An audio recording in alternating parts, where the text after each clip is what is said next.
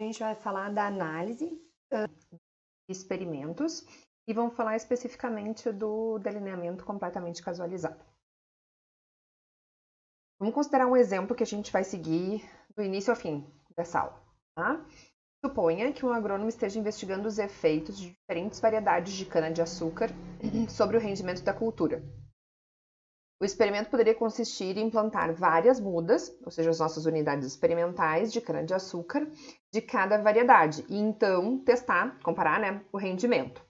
Os dados desse experimento poderiam ser usados, então, para determinar qual dessas variedades que estão sendo estudadas deveria ser usada para fornecer o maior rendimento, o máximo rendimento. Se houver só 2 variedades de cana-de-açúcar, de interesse desse pesquisador no experimento, o experimento então poderia ser planejado e analisado usando um teste de hipótese para 2 amostras, o teste T, para 2 amostras. Ou seja, nesse caso daí o nosso experimento teria um único fator, com 2, a variedade de cana, e somente 2 níveis desse fator.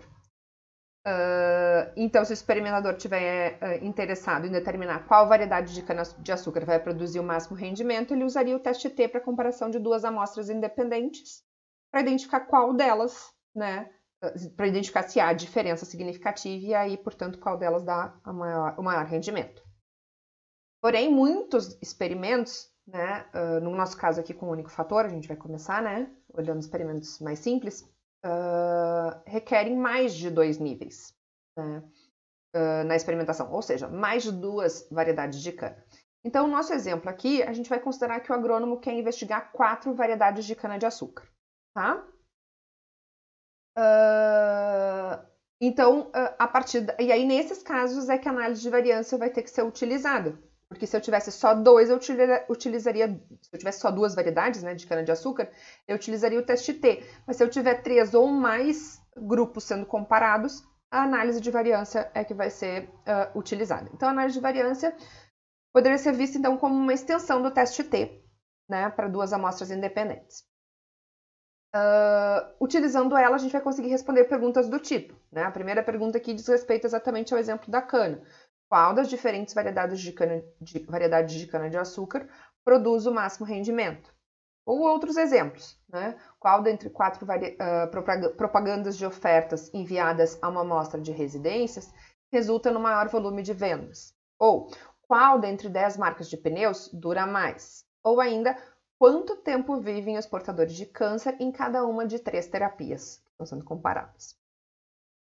Então, vamos ao exemplo que a gente vai trabalhar, que é esse da cana-de-açúcar. Então, os dados que a gente tem aqui se referem ao rendimento da cana-de-açúcar, então essas medidas aqui, em toneladas por hectare, no experimento de 4 variedades de cana-de-açúcar, tá? Delineamento completamente casualizado.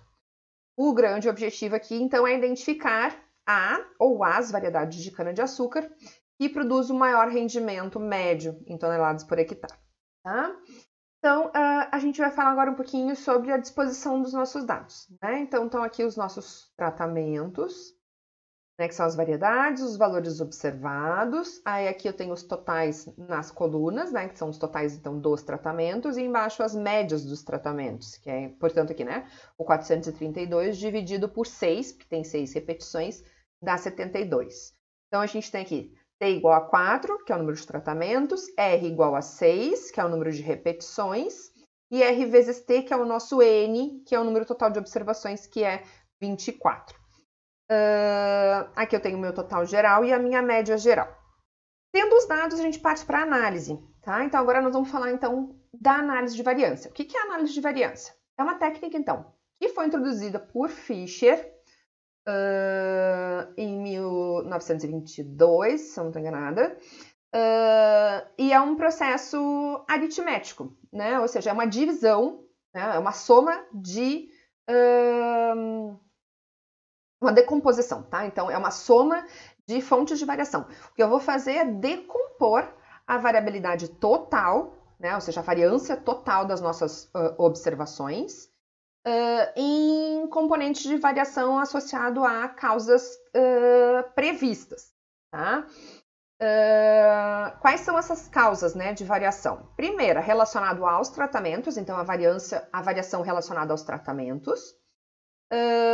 Depois, quando existir o agrupamento das nossas unidades em grupos, né, os blocos, né, então, por exemplo, lá, no exemplo que a gente viu na aula passada, das raças, né, as raças dos suínos eram os nossos grupos, ou os alimentadores mecânicos, manual, eram os nossos grupos, eu teria lá os meus blocos, aí eu vou ter essa fonte de variação na minha ANOVA. Então, no nosso exemplo aqui do delineamento completamente casualizado, a gente não tem essa fonte de variação, né? E a outra fonte de variação é a relacionada ao erro experimental.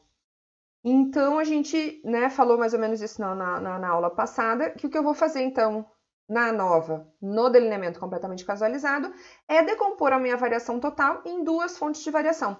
Entre os tratamentos e dentro dos tratamentos. Dentro dos tratamentos, porque a gente viu que o erro experimental é uma medida da variação das unidades que foram tratadas igualmente, tratadas com o mesmo tratamento. Né? Então, se eu pegar lá as observações de rendimento das 6 repetições de cada um dos tratamentos. Então, aquelas 6 observações que foram da variedade A diferença entre elas, a variabilidade entre elas é o que vai compor o erro experimental. E depois na variedade B, na C e na D. Então, né, só para reforçar aqui, né, no delineamento completamente casualizado, a variação total é decomposta só em duas partes, tá? Devido aos tratamentos, ou entre os tratamentos, e devido ao erro experimental ou dentro dos tratamentos, tá? Então, aqui só para a gente começar a entender a ideia, né, que vai dar origem às fórmulas para os cálculos dessas fontes de variação. A variabilidade total, né, é uma soma de quadrados total, né? Então, é o quê? É a diferença individual de cada uma das minhas observações em relação à média geral, né? Esses desvios ao quadrado, e eu vou somar todos esses desvios ao quadrado para todas as minhas 24 observações, né? Então, esse aqui representa a variação de todas as observações em relação à média geral, né? Então, essa é a média, é a variação total, que é decomposta em duas partes, né? A relativa aos tratamentos, então a soma de quadrados dos tratamentos, essa parte, né? Que vai representar a variação das médias dos tratamentos em relação em torno da média geral, né? Ou seja, ela me representa a variação entre os tratamentos, devido aos tratamentos. E a outra parte, né, da variabilidade total, que é decomposta, é a variabilidade devido ao erro experimental, né? Ou seja, a soma dos quadrados do erro experimental. Que ela é, então, a variação dentro dos tratamentos, ou seja, é a variação das unidades experimentais com o mesmo tratamento, a variação devido ao erro experimental, ou seja, cada observação em relação, dentro, né, daquele tratamento, em relação à média do tratamento, né? Então, como está aqui, né, a variação das unidades experimentais com o mesmo tratamento, é a variação dentro dos tratamentos, tá? Notação. Soma de quadrados de tratamento, ou SQT, soma de quadrado de erro, ou SQE. Tá? São as duas notações. Esses três termos, então, a soma de quadrados total tem R vezes T menos 1 graus de liberdade. A soma de quadrados de tratamentos tem T menos 1 graus de liberdade. E a soma de quadrados do erro tem T, que multiplica R menos 1 graus de liberdade. Tá? Aquelas fórmulas que a gente viu aqui, soma de quadrados total de tratamentos e de erro, são fórmulas, vamos dizer assim, mais trabalhosas, né? Se a gente abrir esses quadrados todos aí, né, e simplificar essa fórmula, a gente chega em fórmulas mais operacionais do ponto de vista computacional. Então, essas fórmulas que a gente está colocando aqui, né? Soma de quadrados total, soma de quadrados de tratamentos e soma de quadrados do erro, né? A soma de quadrados do erro geralmente é obtida pela diferença entre a soma de quadrados total e de tratamento, tá? Já que existe, então, né? A gente tinha visto aqui, existe essa igualdade. A soma de quadrados total é a soma de tratamento e de erro. Então, erro é obtido pela soma de quadrados total menos a de tratamento. Essa partezinha que aparece repetido aqui, né? Talvez vocês possam encontrar esse nomezinho, então é importante a gente falar, é chamado de fator de correção na fórmula, né? Só para vocês saberem. Essas medidas todas que a gente acabou de mostrar, então, as somas de quadrados, né, desses três termos e os graus de liberdade destes três termos, né, dessas três somas de quadrados, são dispostos numa tabela, tá? E a cara dessa tabela, na análise de experimentos do delineamento completamente casualizado, né, tem essa disposição, né? Duas linhas de fontes de variação aqui, né, que a gente viu, que é de decompor o total em soma de quadrado de tratamentos e soma de quadrado do erro, tá?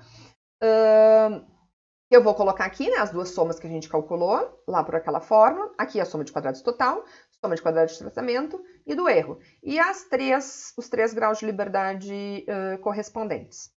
Depois de tido isso, nós vamos calcular, então, os quadrados médios, né? Ou seja, as variâncias, né? Soma de quadrados sobre seu grau de liberdade. Então, o quadrado médio de tratamento é soma de quadrados de tratamento sobre grau de liberdade de tratamento. Quadrado médio do erro, né, ou variabilidade devido ao erro experimental, variância do erro experimental, é soma de quadrados do erro experimental dividido pelo grau de liberdade do erro experimental, tá? E, por fim, o nosso objetivo é chegar na estatística F, que é a razão entre essas duas variâncias. Então, é o quadrado médio de tratamento dividido pelo quadrado médio do erro, né? Então, é uma comparação entre duas variâncias. Agora, nos próximos slides, nós vamos entender melhor como funciona o raciocínio a respeito dessa estatística F, tá?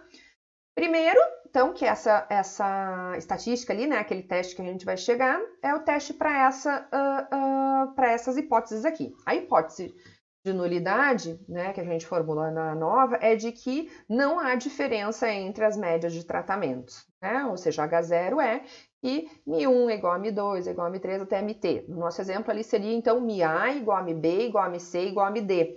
Ou seja, média de rendimento da variedade A é igual à média de rendimento da variedade B, que é igual da C, que é igual da D. Seria isso.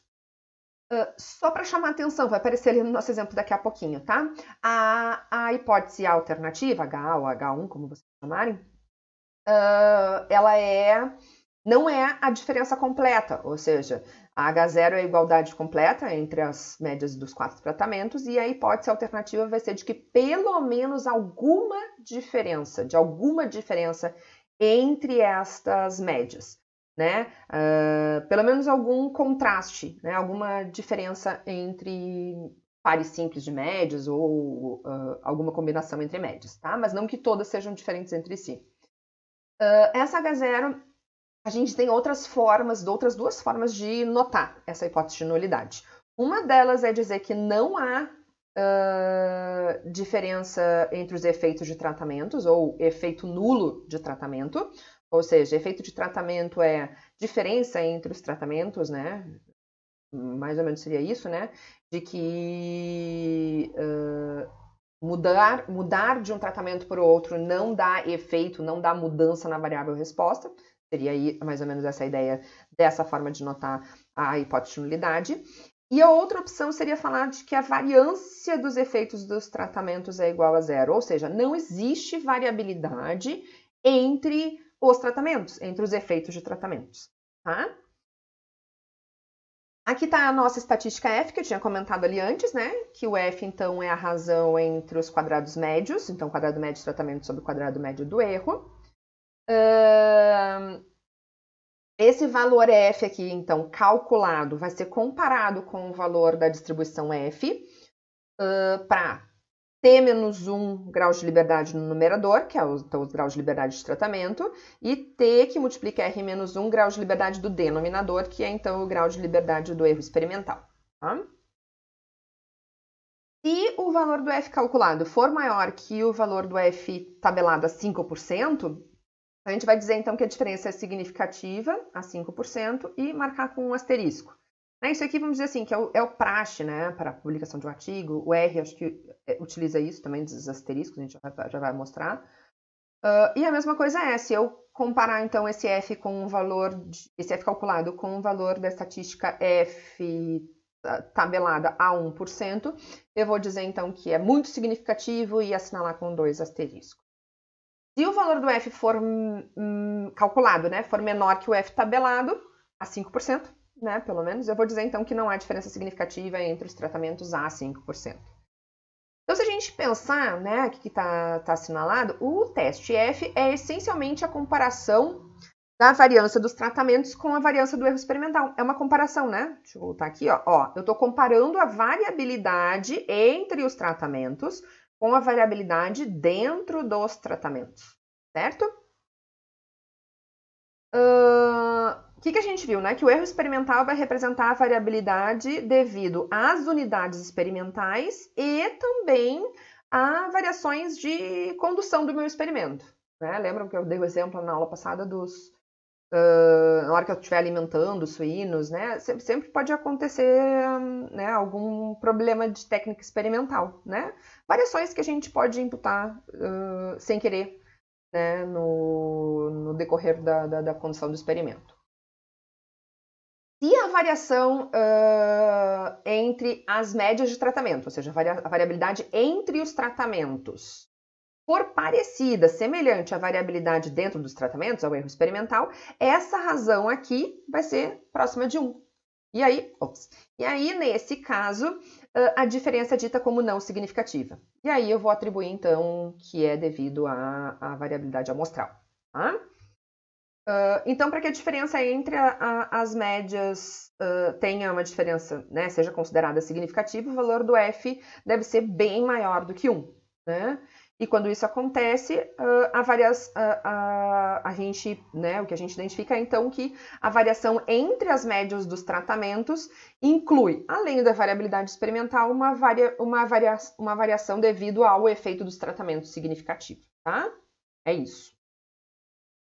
Voltando ao exemplo, então, primeiro vamos fazer o cálculo manual, né, o cálculo passo a passo, das somas de quadrados, montar a tabelinha, né, fazendo os cálculos à mão, e depois a gente vai lá para o R para fazer esse cálculo, para ver como é que funciona, tá?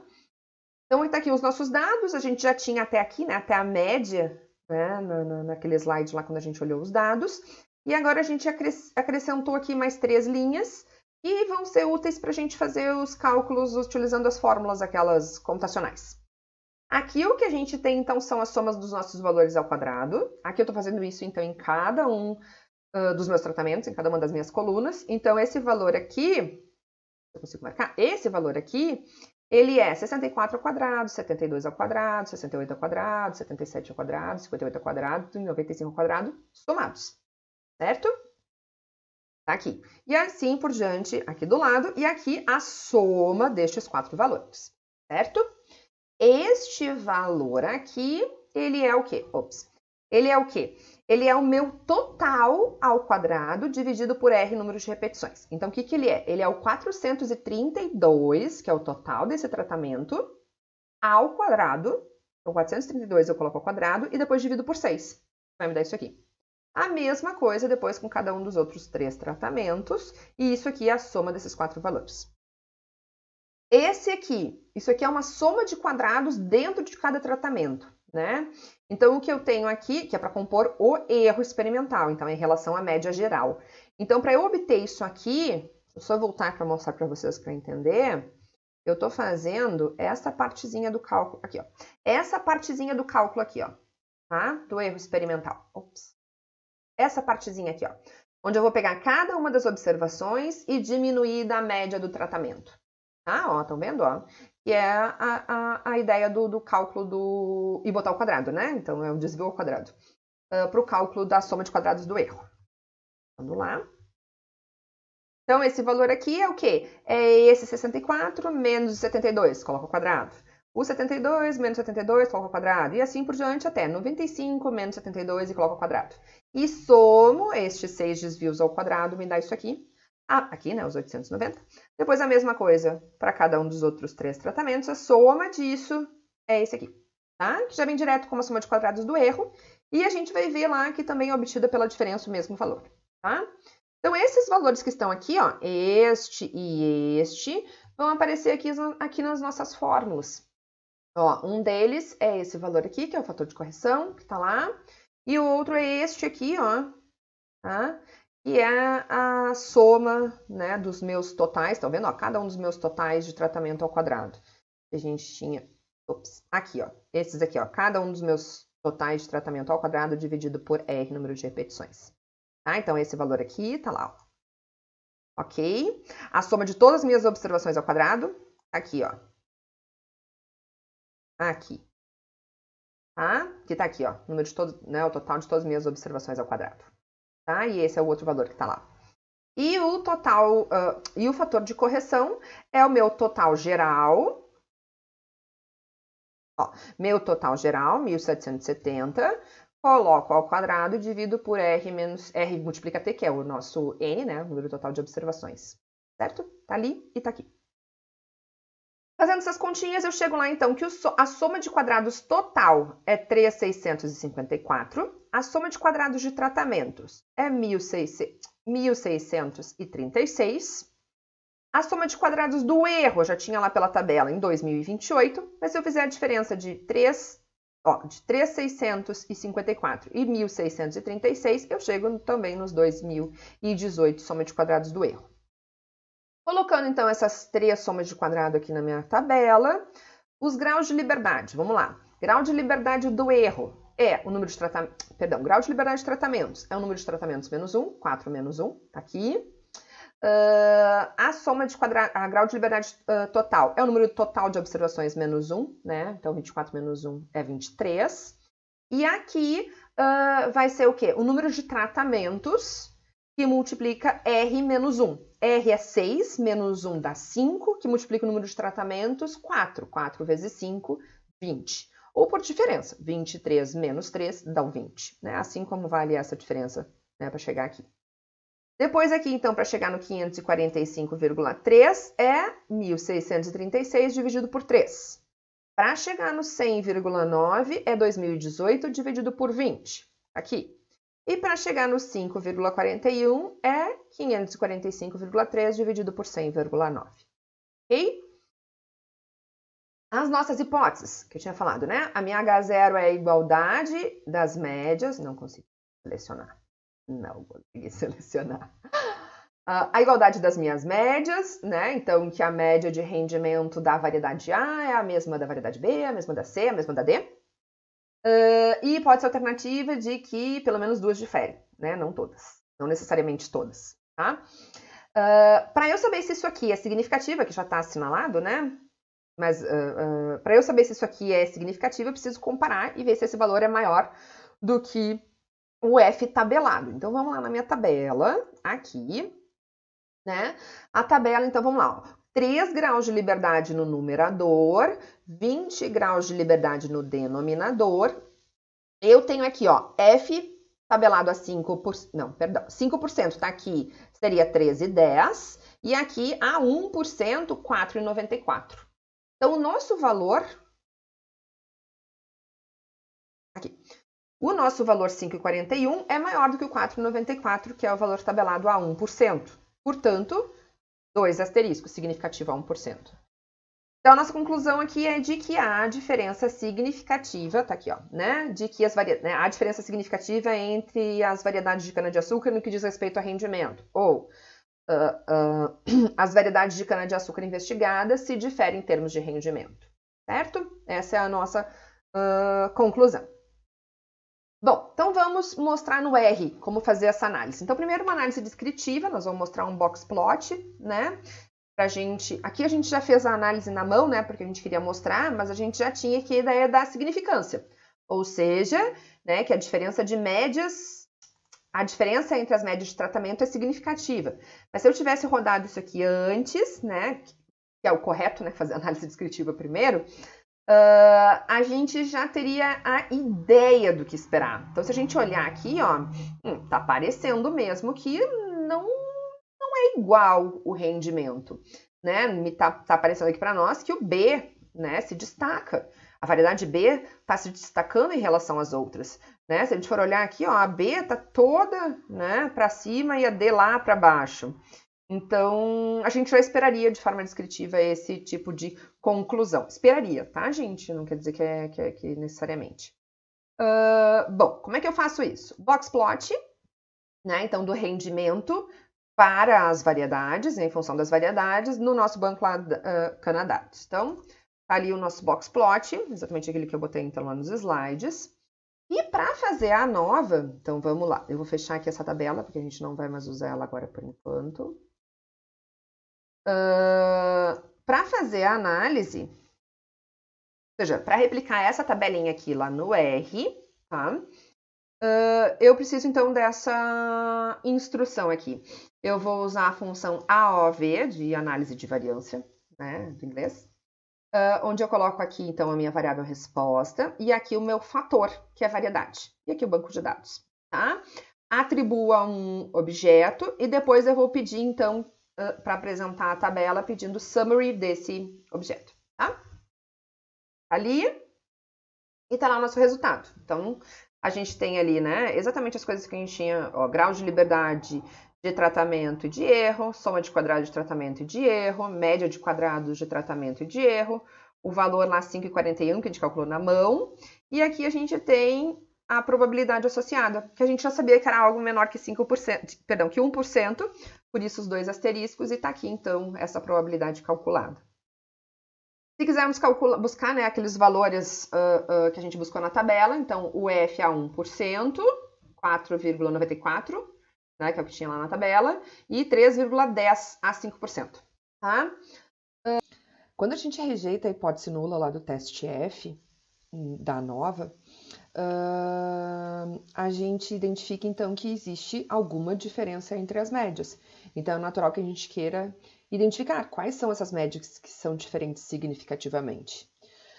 Uma primeira ideia, né, uma alternativa natural, seria a gente pensar em fazer testes T das médias 2 a 2, comparando elas 2 a 2.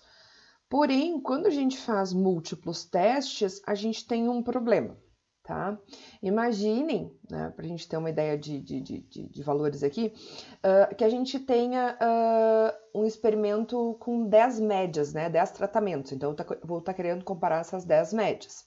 Se eu for fazer testes T pareados para comparar essas médias 2 a 2, utilizando então um nível de significância de 5%, primeiro vamos pensar quantas comparações de duas médias a gente vai ter. Combinação de 10, 2 a 2, 45 pares, 45 comparações de médias. Cada uma delas a 5% para o erro do tipo 1, né, que é a rejeição da nossa hipótese nula sendo verdadeira, tá? A possibilidade da gente cometer o erro do tipo 1 é muito maior que 5%, porque é 5% em cada um dos testes, e nós vamos estar fazendo 45 testes. O cálculo exato dessa probabilidade global, né, de cometer pelo menos um erro desses 45 testes, né, ou seja, que uma dessas 45 conclusões esteja errada, de que eu rejeite, né, ou seja, que eu diga que existe uma diferença que na verdade não existe, né, ao comparar duas médias. Exato a gente não consegue calcular, mas eu conseguiria então calcular, superestimar, né? Ou seja, calcular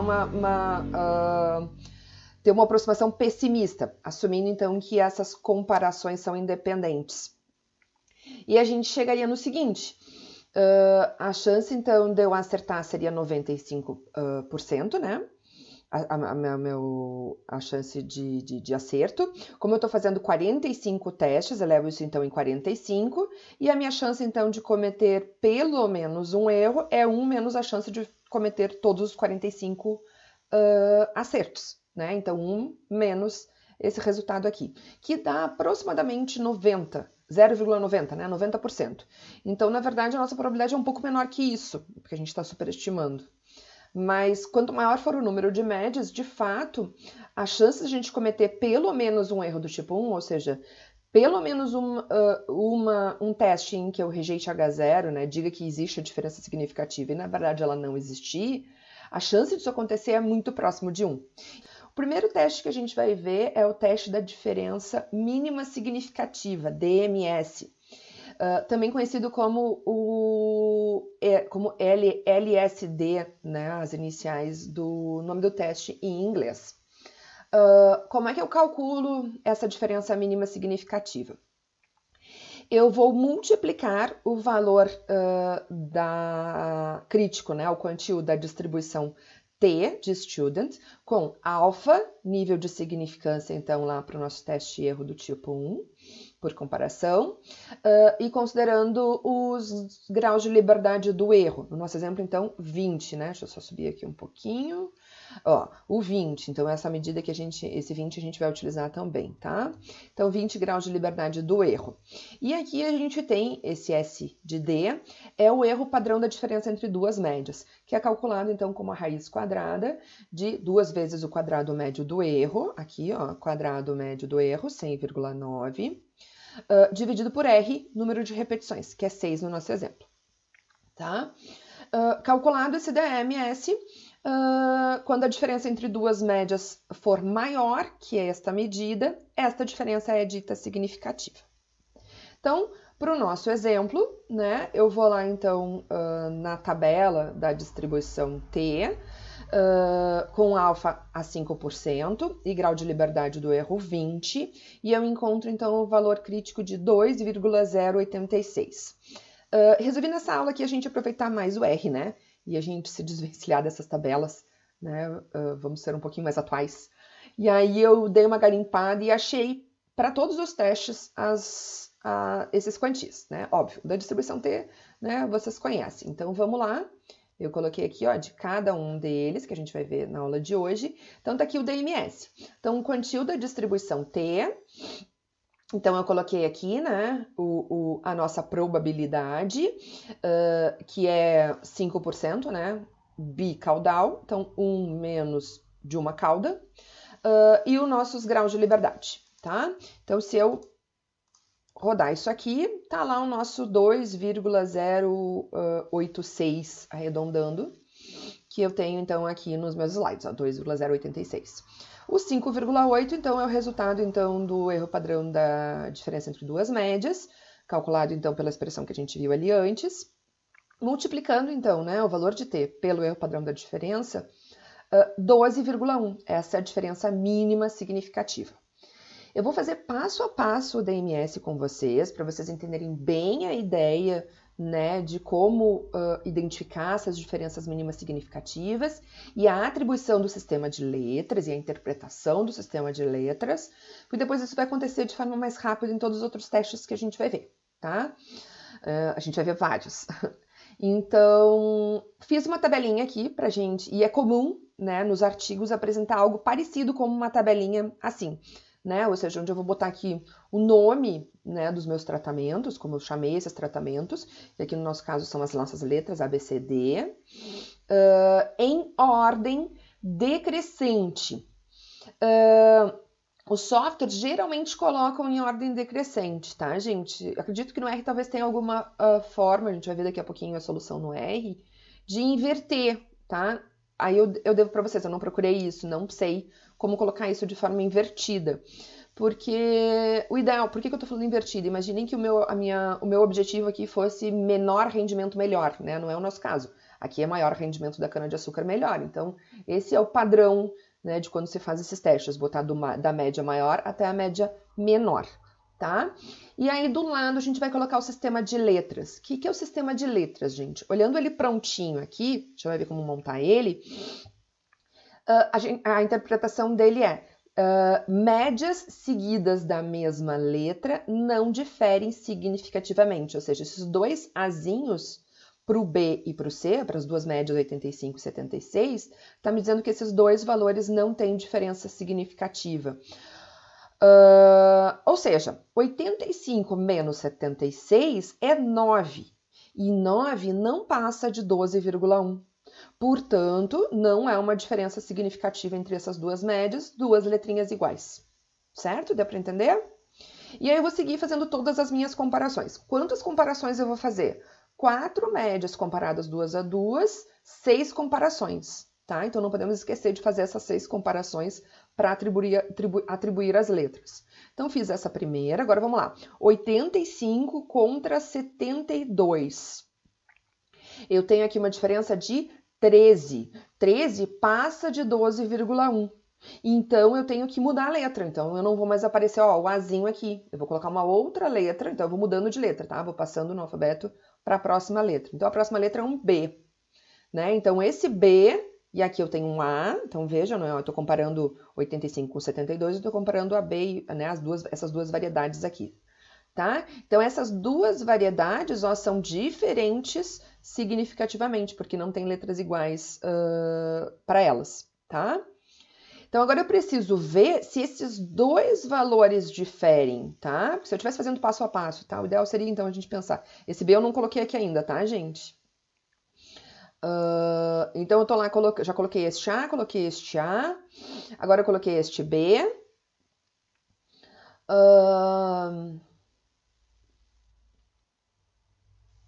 E eu vou comparar agora o 76 e o 72. Eu tenho 76 menos 72, 4.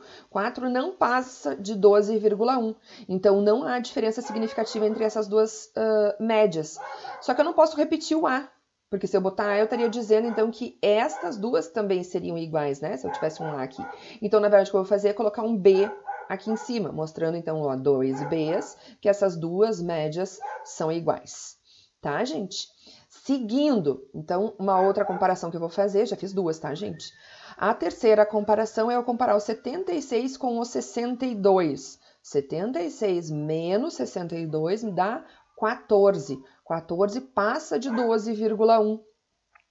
Então, uma diferença significativa, e não 76 e 62 são diferentes significativamente. Então, no 76 eu já tenho um A e um B. Então, eu não posso ter A nem B do lado do 62, né? Já que eu vi que essas duas médias são diferentes. Então, eu preciso ter uma outra letra para diferenciar essas duas médias. Então, agora vai aparecer aqui o C, mostrando, então, esse C diferente aqui do AB. Entenderam? E, por fim, a minha última comparação, né? Eu falei que são... na verdade, tem mais comparações, né, gente? Mas a última comparação que eu preciso fazer, porque todas as outras daí vão acontecer naturalmente, né? Porque no momento que eu vi que estas duas aqui são diferentes, a 85 e 72, 85 e 62 também vão ser diferentes, tá? A outra comparação que eu vou fazer aqui, então, é 72 comparado com 62, né? Se essas duas médias aqui são diferentes. 72 menos 62 dá 10, e 10 não passa de 12,1. Então, eu preciso de duas letras iguais entre essas duas aqui. E eu não posso repetir o B, né? Que a gente já tinha falado, porque se eu tiver um B aqui, eu estaria dizendo que 62 e 76 são iguais, e não são diferentes significativamente. Mas essas duas são iguais, então eu vou subir aqui o C, né? Mostrando que essas duas médias são iguais, significativamente iguais. Certo, gente?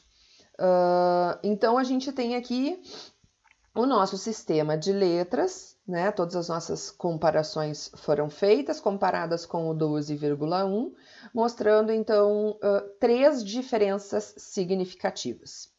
Tá, gente? Para a gente fechar aqui, vamos interpretar, porque agora o que a gente queria era, né? O teste de comparação múltipla é uma complementação do teste da ANOVA. A ANOVA, no momento que a gente rejeitou H0, a gente concluiu que há diferença significativa entre as médias, ou seja, alguma diferença significativa entre as médias. Estão aqui as diferenças significativas entre as nossas médias. O que é importante agora é eu concluir. E qual é o nosso objetivo na conclusão de um experimento? A gente fazer uma recomendação. Então, como o meu objetivo é identificar se há diferença entre as variedades no sentido de maximizar o rendimento da cana-de-açúcar, eu quero quanto mais melhor, né? Então, eu vou olhar para cima qual é a variedade ou quais são as variedades que eu vou indicar. Então, se a gente olhar no primeiro momento, então eu vou indicar o B, que tem 85 em média de rendimento. Aí alguém vai poder dizer assim, mas o 85 não é diferente do 76, ó, duas letrinhas A. Então, eu poderia estar indicando o B e o C, né, o que tem média 85 e 76. Aí alguém vai dizer assim, mas se eu indicar o 76, eu também tenho que indicar o 72, já que o 76 e o 72 não deram diferente significativamente. Deu para compreender, gente? Então, agora a gente chega numa desvantagem, além da questão da taxa de erro do tipo 1, né, que eu dei uma pincelada ali, né, e que a gente vai falar quando a gente fizer um resumo desses testes no final da aula de hoje. Outra desvantagem é essa ambiguidade na hora de concluir. O que se usa, né, como estratégia para essa conclusão é a gente fazer agrupamentos de letras, tá?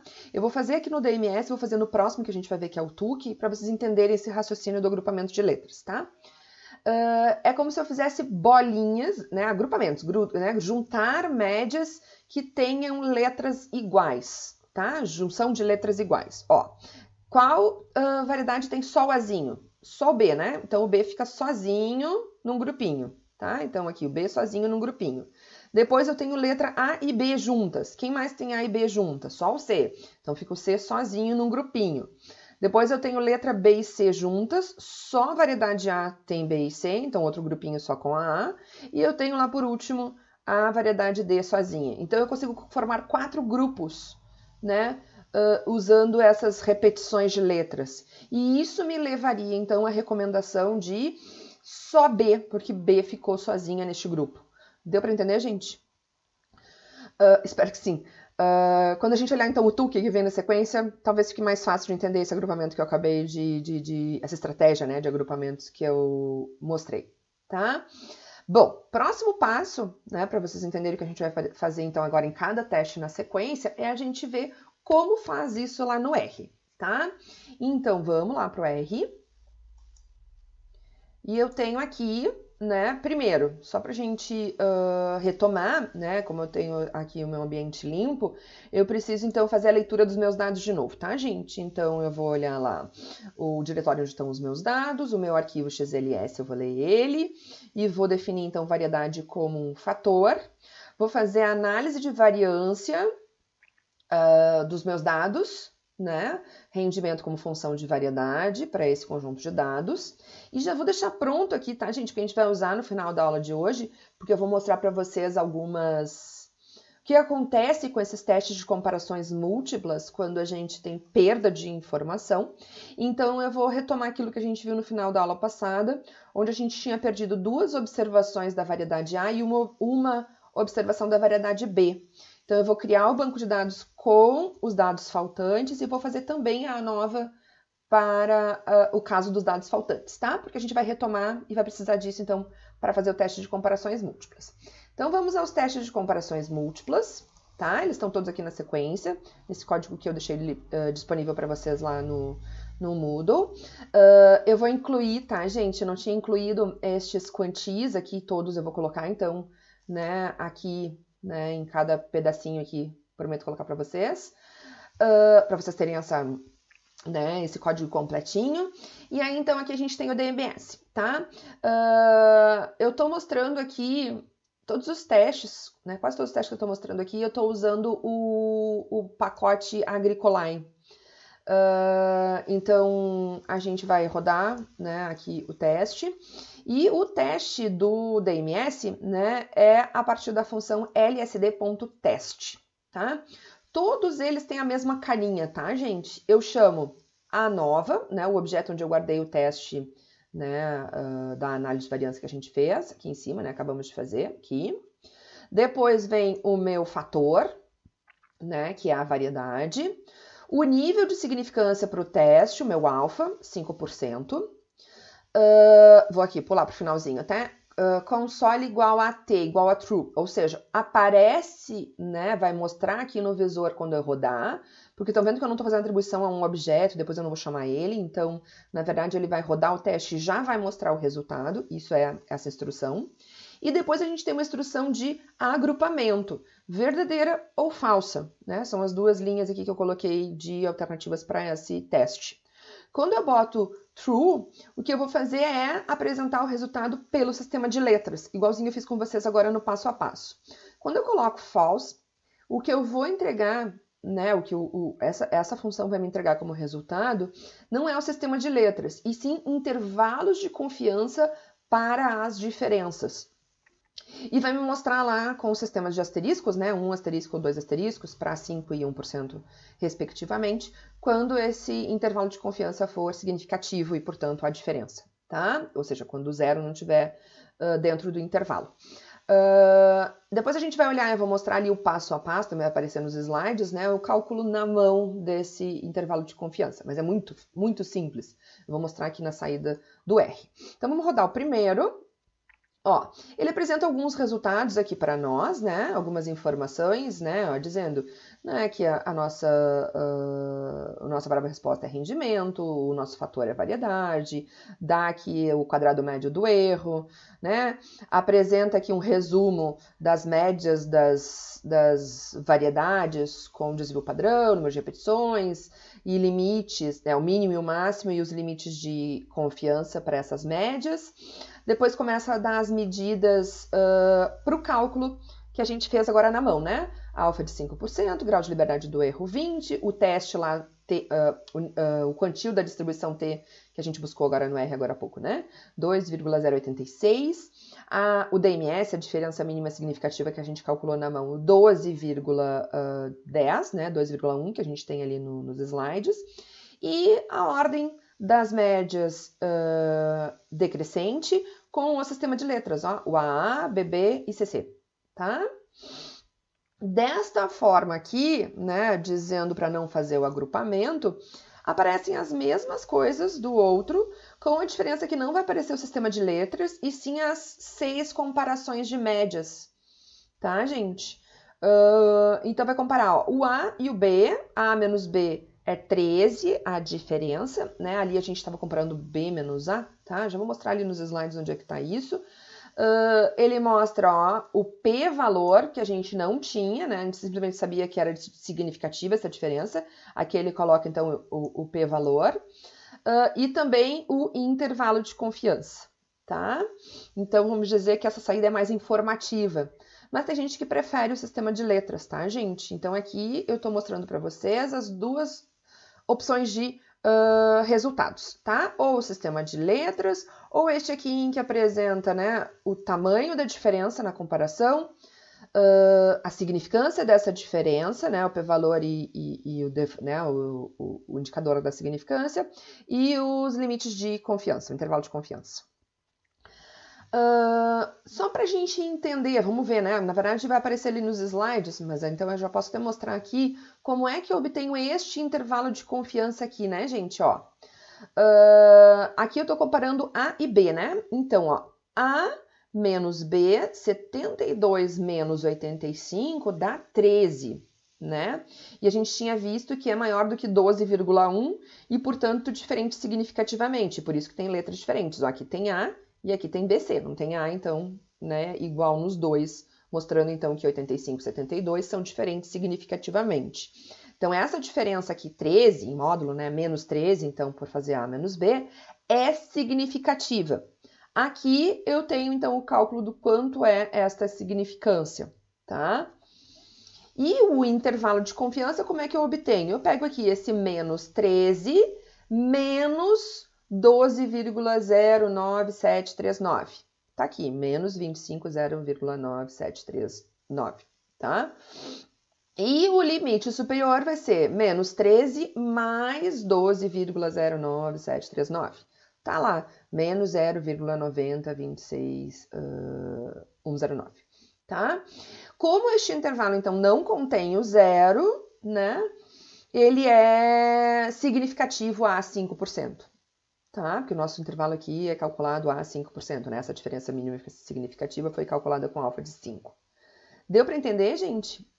Depois eu vou mostrar aqui o cálculo passo a passo pro DMS e pro TUC, que é então o teste que a gente vai ver agora na sequência. Então vamos lá no teste de TUC, tá? As iniciais, né, DSH, diferença significativa honesta, ou HSD do inglês.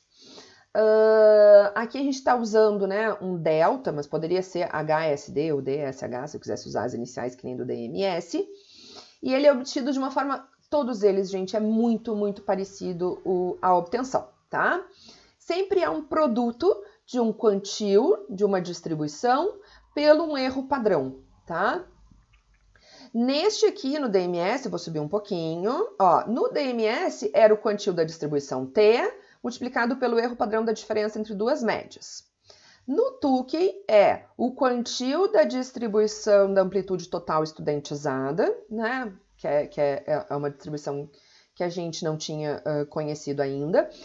Eu falei para vocês que eu não vou mostrar as tabelas aqui, mas tem lá o arquivo das tabelas no Moodle, para vocês darem uma olhadinha, tá? E ele precisa, né, de alguns parâmetros, que é o alfa, o nível de significância, o T, que é o número de tratamentos, e GLE, que é grau de liberdade do erro. Então, com estas informações, lá na tabela eu obtenho o valor desse quantil. E eu multiplico esse quantil pelo erro padrão da média de um tratamento, que é obtido pela raiz quadrada do quadrado médio do erro dividido pelo R número de repetições, tá? Calculado este delta, qualquer diferença entre duas médias que for maior que ele é dita significativa. Então, o raciocínio, gente, é igualzinho, tá? Eu vou fazer esse passo a passo também e os próximos, então, a gente vai olhar de forma mais rapidinha, né? Porque o raciocínio é muito igual. Bom, primeira coisa, né? Então, eu preciso desse quantil aqui lá da distribuição para fazer o teste do Tukey, tá?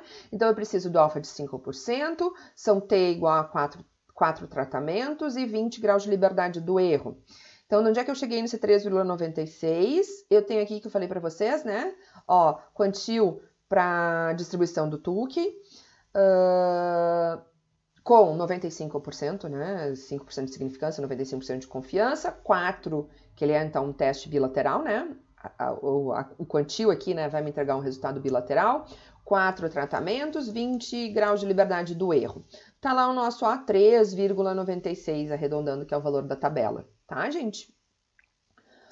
Voltei e vou multiplicar por 4,1. Quem é esse 4,1? O erro padrão da média de um tratamento, né? Então, raiz quadrada de 100,9, que é o quadrado médio do erro, dividido, então, por 6 números de repetições. Raiz quadrada, 4,1. Os dois multiplicados, 16,2. Então, diferenças entre médias que passem de 16,2 vão ser ditas significativas, tá? Então, vamos lá. 85 menos 76, 9. Não passa de 16,2. Então, duas letrinhas iguais a. 85 menos 72, 13. 13 não passa de 16,2. Então, eu repito a.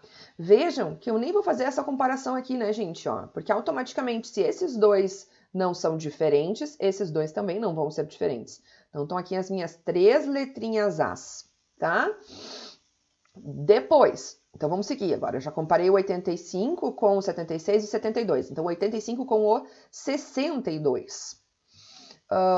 Eu tenho aqui uma diferença de 23. Então, maior que 16,2. Então, agora eu não vou mais repetir o A aqui.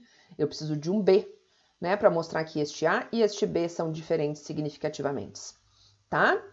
Então, agora vamos fazer a estratégia de cima para baixo, né? Para eu ir voltando aqui se eu preciso ir, porque eu já sei que esse B não está lá do lado do 85, já vi que eles são diferentes, mas eu não sei se esse B vai ser então aqui diferente, né? 62 é diferente de 72 e se esse 62 é diferente de 76, tá? Eu poderia comparar automaticamente, né? 62 e 76 e ver aqui que eu tenho 14 de diferença, que não passa de 16,2. Então, essas duas médias não são diferentes significativamente. Portanto, essas duas também não são. E por isso, então, que eu boto B e B aqui na sequência. Tá, gente? Então, uma única diferença significativa que é entre B e D. Tá? E a gente fecha a nossa tabelinha. Só para a gente ver aquilo que eu falei, né, que é a estratégia de fazer os agrupamentinhos pelas letras repetidas, vamos fazer aqui com o Tukey, né, que deu resultado diferente do sistema de letras lá do DMS. Então, a proposta ali para fazer a recomendação que eu falei para vocês é ver as letras repetidas, tá? Então, vamos lá. Aqui eu tenho só um A sozinho.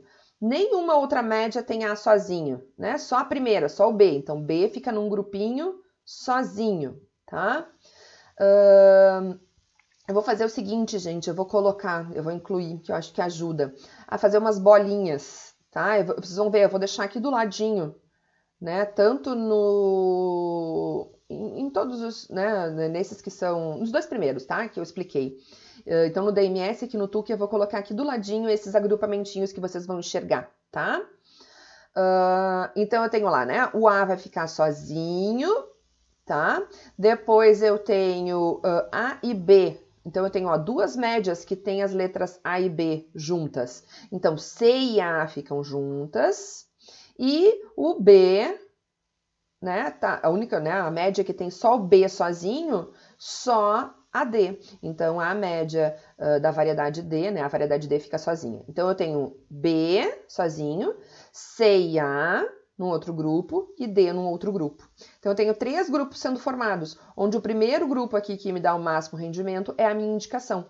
Ou seja, B é a variedade que eu vou indicar nesse exemplo. Tá, gente? Então, eu vou colocar essas 2 conclusões para o teste de Tukey, para o teste da DMS, nesses slides, tá? Eu vou atualizar lá no Moodle para vocês. E no R, como é que eu faço então isso lá no R? Muito parecidinho, né, com o DMS, mesma coisa, tá, gente? Então essas coisas vão se repetir bastante, tá? Então também usando lá o pacote Agricolae, a função é hsd.test e as instruções são as mesmas para o DMS, né, que é onde a gente usou lá no DMS, o LSD aqui no caso, tá? Onde, se eu colocar group igual a true, vai fazer o teste de médias colocando o sistema de letras. Ó, então, exatamente o que a gente tinha encontrado lá na mão, tá? Todas as outras informações aqui, tá, gente? Igualzinho a gente tinha visto. E colocando false, vai colocar, então, os intervalos de confiança. Então, veja, o único intervalo de confiança que deu significativo foi quando eu comparo B e D, as 2 médias extremas, tá? Então, foi o único intervalo que não conteve 0, tá? Aqui eu coloquei para vocês uma outra alternativa para o teste de Tukey, que dá resultado, né, muito parecido com o que a gente acabou de ver, tá? Mostrando, ó, as diferenças, as significâncias e o intervalo, tá? Então, tudo muito parecido com o que a gente viu ali. Só que o que eu achei interessante para chamar para vocês aqui é esse plot, né, que faz desse teste para Tukey, onde ele vai mostrar aqui, ó, as barrinhas, que são aqueles intervalos, esses intervalos de confiança aqui, e coloca o 0, né, como nosso ponto de referência para esses intervalos, e a gente enxerga que o único intervalo de confiança que não contém o 0 é quando compara B e D, tá? Então, eu trouxe só porque eu achei bem interessante esse gráfico.